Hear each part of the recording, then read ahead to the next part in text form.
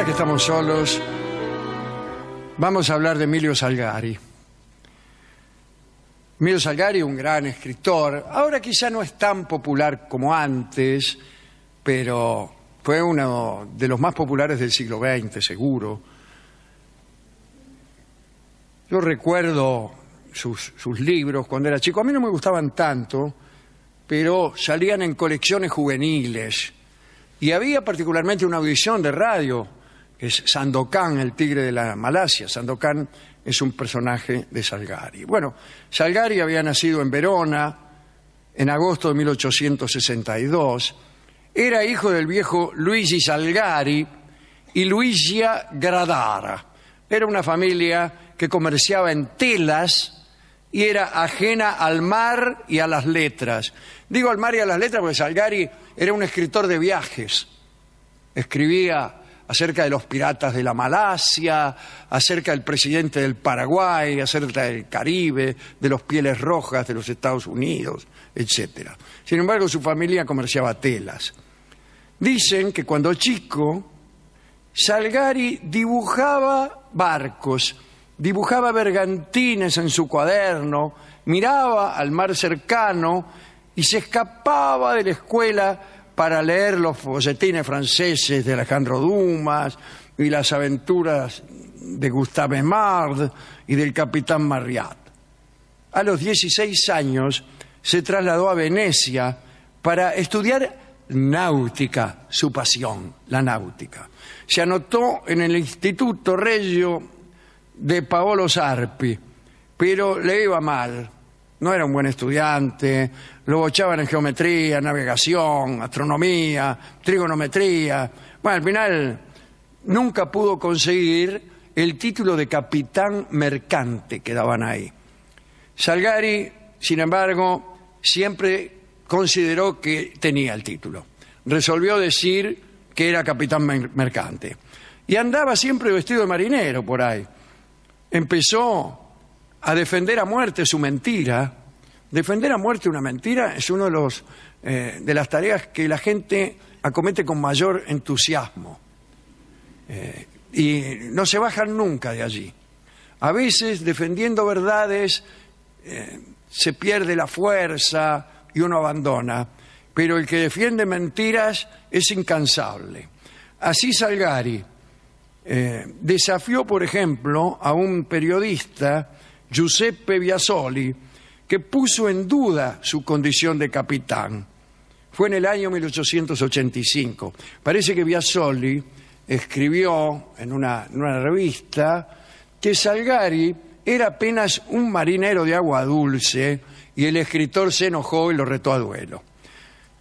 Salgari también presumía de consumado esgrimista y decía él mismo haber inventado una estocada mortal.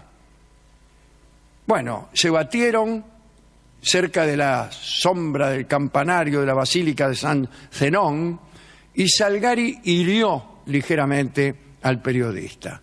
Cuentan que fue un duelo a primera sangre para evitar, bueno, esta onerosa consecuencia administrativa de un duelo a muerte, ¿no?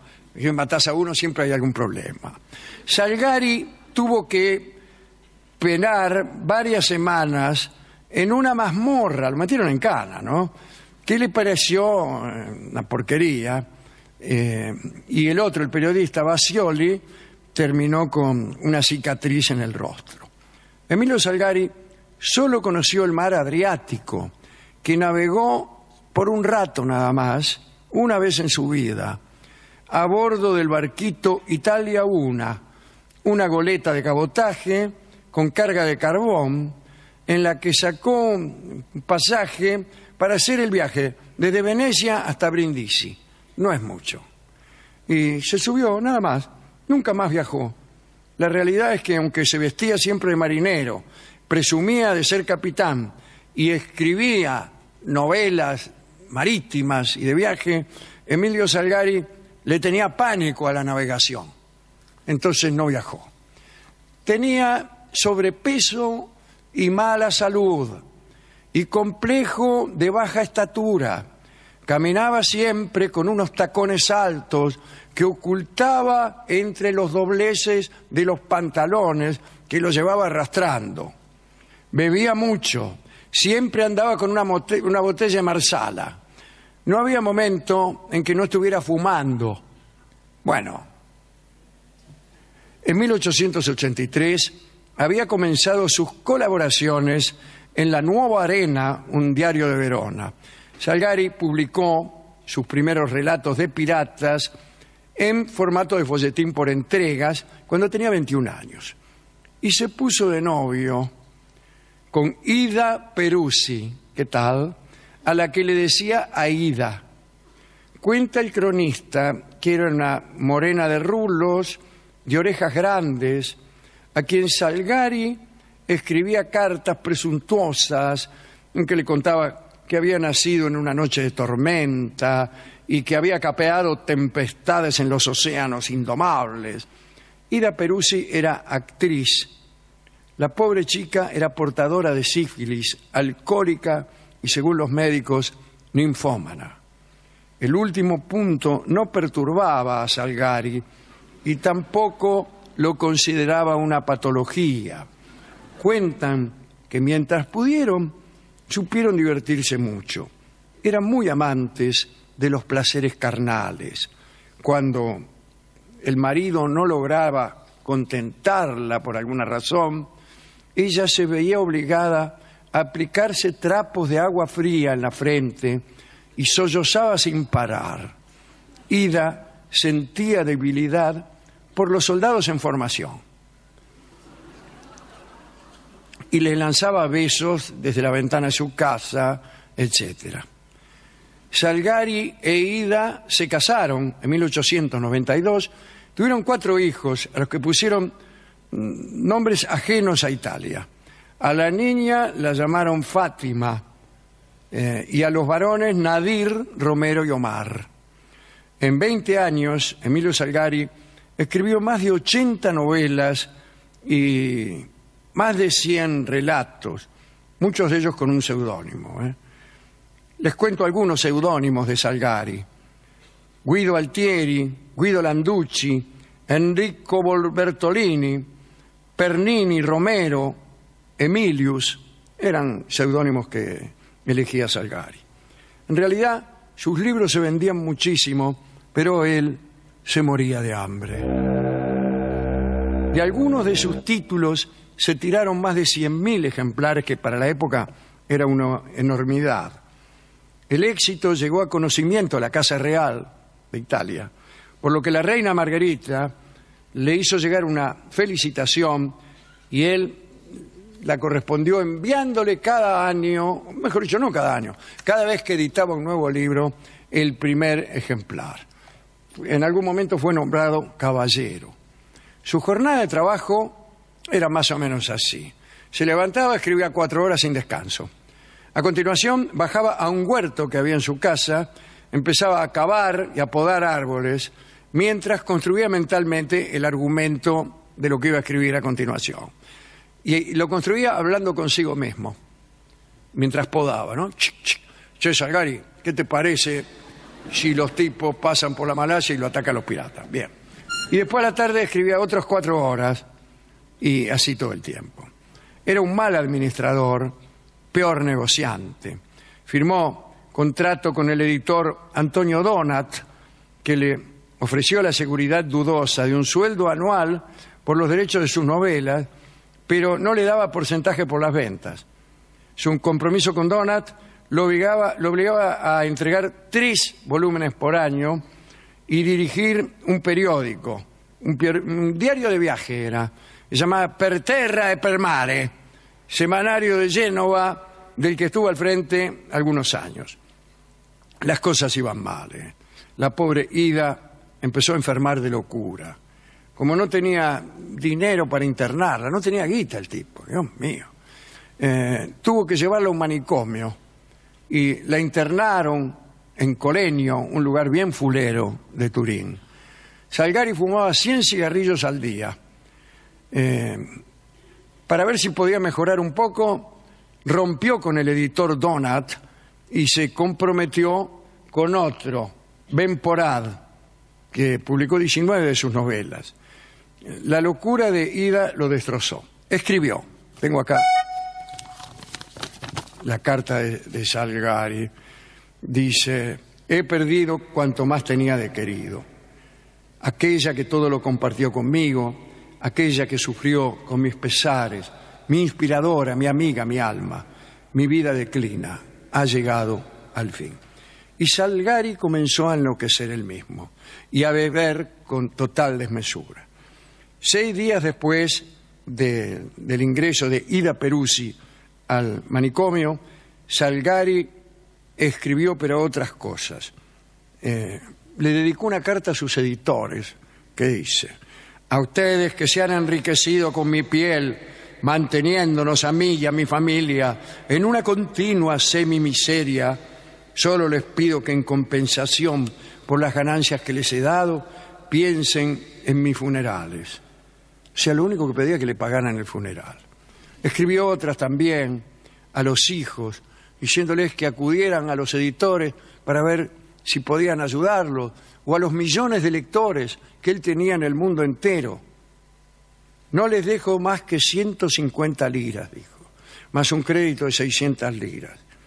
Háganme sepultar por la caridad, porque estoy completamente arruinado. Oh. Y finalmente anunció que se iba a morir al Valle de San Martino, cerca del lugar donde cuando vivían por ahí cerca iban a merendar con toda la familia. Le dijo dónde encontrar el cadáver, todo, una porquería, ¿no? A los directores de los diarios, bueno, ahí les pidió que organizaran una colecta a los directores de los diarios para alimentar a los chicos. Bueno, la primera en encontrar el cadáver de Salgari fue una lavandera, Luisa Quirico, que había ido a juntar leña al Valle de San Martino. Y finalmente lo identificaron y comprobaron que había elegido una forma extraña de suicidio. Se había hecho lo que los japoneses llaman el harakiri. Había cometido harakiri. En el Instituto de Medicina Legal, la autopsia del cadáver del capitán fue hecha por Mario Carrara, que se había casado con Paola Lombroso, hija de César Lombroso, aquel que te miraba la cabeza y decía qué clase de criminal eras, ¿no? En los funerales no hubo ninguna autoridad, ni personajes ilustres, pero sí una multitud de jóvenes, estudiantes, obreros y artesanos. Había cerca de ahí una exposición universal de no sé qué, y Salgari tenía 49 años. El editor Ben Porad no lo lloró y casi ni siquiera informó que se había muerto. ¿Por qué razón?